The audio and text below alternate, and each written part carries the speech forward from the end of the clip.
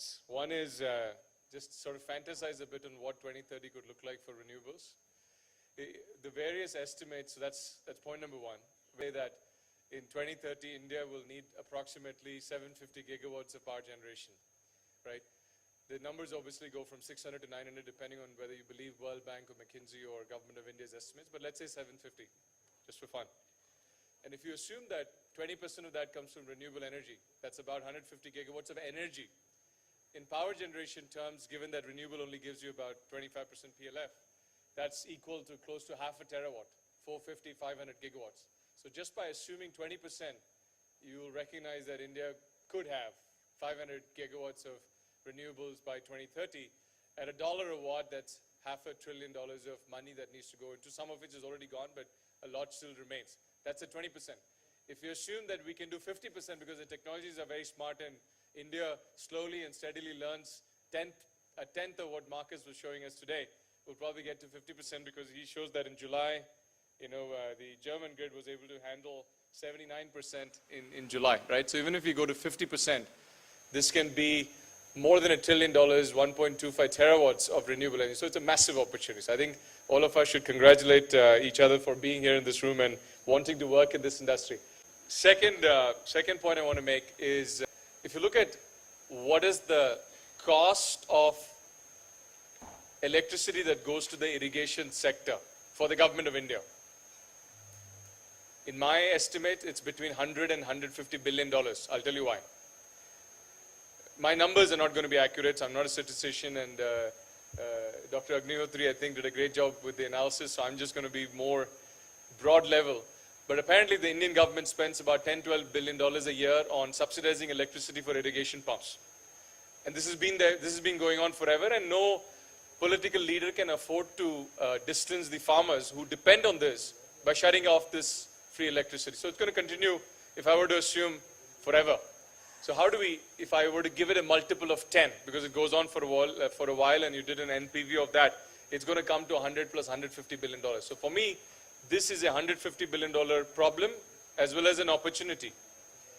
The farmers are not happy at all because they get electricity in the middle of the night. We have visited houses of thousands of farmers where the farmer has died because of snake bites, having to do it in the middle of the night. Because it's unpredictable electricity, he's using flood irrigation, and only some crops can deal with uncertain amount of water. So all of this, really, farmers are not happy, and at any given time in any state, there is 500,000 to 1 million farmers that are waiting in line to get free connection. But the government doesn't want to give because it's more subsidy and more problem for each of the governments, right? So it's a huge issue.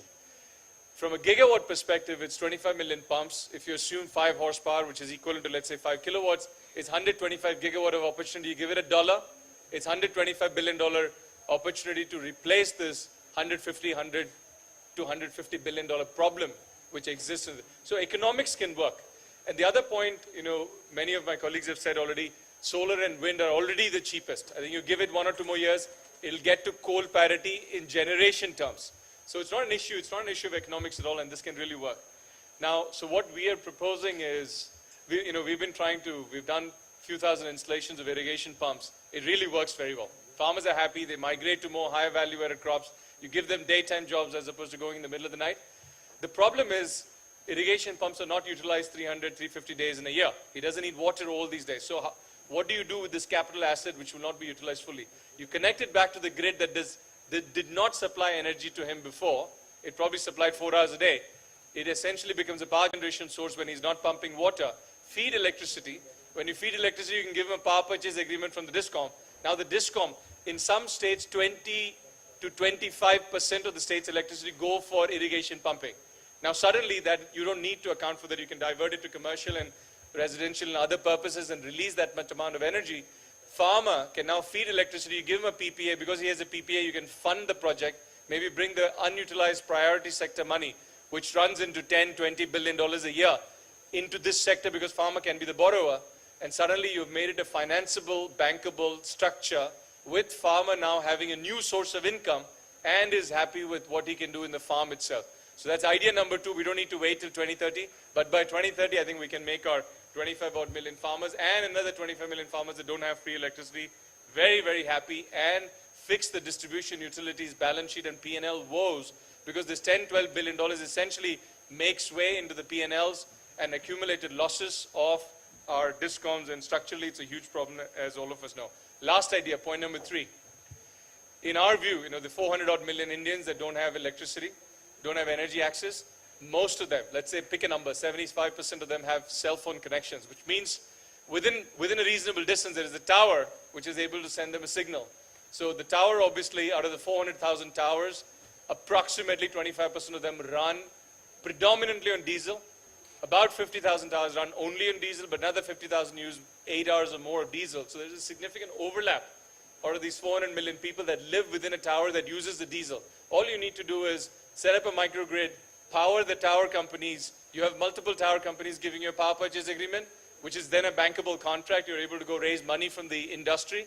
And all you need to do is start serving a la carte menu of services for the household, start displacing the kerosene that they spend, $3 a month. And maybe the ones that can pay more, you give them a light and a cell phone connection, and then give them more, you charge them 200 rupees. So this can be done.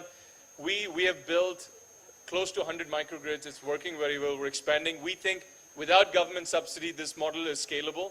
And similarly, the irrigation pumping, which is $125 billion or 125 gigawatts or 25 million pumps, can also be done in a very economically viable way. We just need the right policymakers, because it cuts across many different ministries and departments, all of them sitting together and recognizing that when we suggest something like this, it's not like I have something, an ulterior motive. It's just, I think the numbers work, the concept works, and just some food for thought.